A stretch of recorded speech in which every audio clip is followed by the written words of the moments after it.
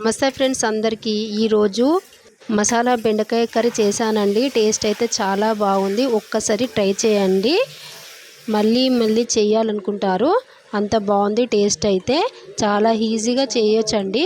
ముందుగా ఇలా కట్ చేసుకోవాలండి. బెండకాయలన్నీ శుభ్రంగా కడిగి ఇలా కట్ చేసి పెట్టుకోవాలి. ఇప్పుడు స్టవ్ పైన ప్యాన్ పెట్టేసి 1 స్పూన్ ఆయిల్ వేసుకోవాలి. ఆయిల్ వేడైన తర్వాత ఇప్పుడు కట్ చేసి పెట్టుకున్న బెండకాయ ముక్కలన్నీ వేసుకోవాలి.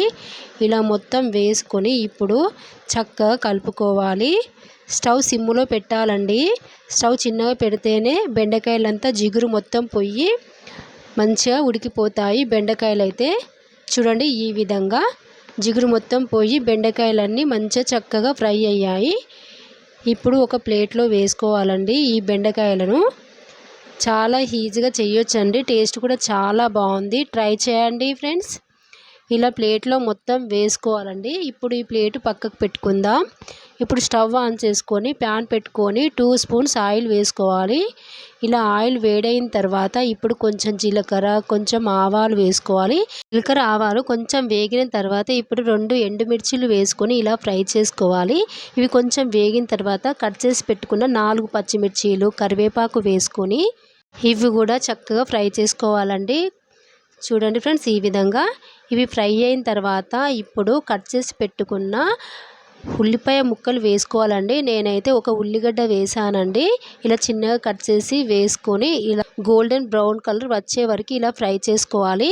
ఇప్పుడు కొంచెం పసుపు, కొంచెం అల్లం వెల్లుల్లి పేస్ట్ వేసి పచ్చివాసన పోయే వరకు మంచిగా ఫ్రై చేసుకోవాలి. ఇవి మంచిగా ఫ్రై అయిన తర్వాత ఇప్పుడు కట్ చేసి పెట్టుకున్న చిన్న చిన్న ముక్కలుగా కట్ చేసుకోవాలండి. టమాటా ముక్కలు 2 టమాటాలు తీసుకున్నాను. అది కూడా మంచిగా కలుపుకోవాలి. ఇలా మంచిగా ఉడికించుకోవాలి. టమాటా ముక్కలు కొంచెం ఉడికిన తర్వాత ఇప్పుడు 2 స్పూన్స్ కారం వేసుకోవాలి.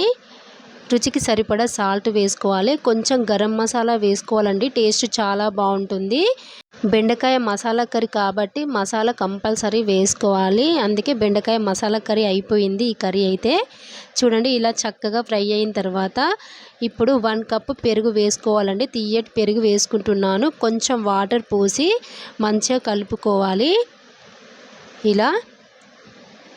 ఇలా మంచిగా కలుపుకోవాలండి. చాలా బాగుంటుంది పెరుగు వేస్తే కర్రీ. ఒక్కసారి ట్రై చేయండి ఫ్రెండ్స్. ఎలా ఉందో కామెంట్లో చెప్పండి. ఇలా ఆయిల్ పైకి వచ్చిన తర్వాత ఇప్పుడు మనం ఫ్రై చేసి పెట్టుకున్న బెండకాయ ముక్కలు మొత్తం వేసుకొని మంచిగా కలుపుకోవాలండి.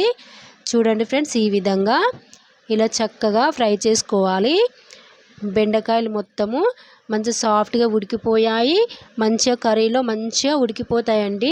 కారం ఉప్పు మంచిగా పట్టుకుంటుంది 2 నిమిషాలు ఇలా ఉడికించుకున్నాక. ఇప్పుడు చూడండి, ఈ విధంగా దగ్గర పడిన తర్వాత ఇప్పుడు కొన్ని వాటర్ పోసుకోవాలి.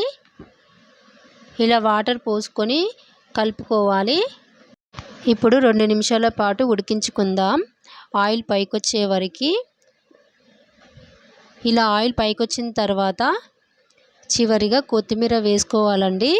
చూడండి, ఇలా కొత్తిమీర వేసుకొని కలుపుకుందాం.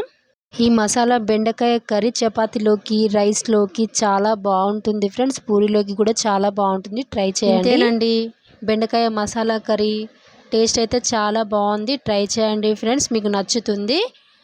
ఫ్రెండ్స్, ఈ వీడియో మీకు నచ్చితే లైక్ చేయండి, సబ్స్క్రైబ్ చేయండి, మీ ఫ్రెండ్స్కి, ఫ్యామిలీ మెంబర్స్కి షేర్ చేయండి. మన ఛానల్లో మంచిగా ఈజీగా చేసుకునే కుకింగ్ వీడియోస్ ఉన్నాయండి. చూడండి ఫ్రెండ్స్.